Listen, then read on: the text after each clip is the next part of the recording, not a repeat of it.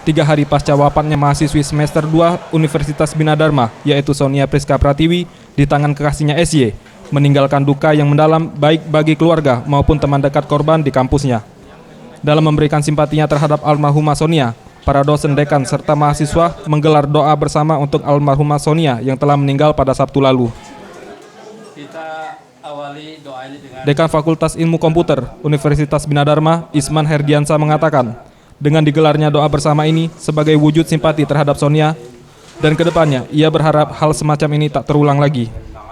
Doa bersama menyampaikan doa turut berbelasungkawa atas kematian adik kami, anak kami Sonia yang baru-baru hari ini sudah dimakamkan, dan tentu sebagai sesama muslim, apalagi ini anak kami, juga kami berharap Sonia husnul khotimah, dan dengan doa yang kita panjatkan hari ini juga akan meringankan proses langkah almarhumah selanjutnya.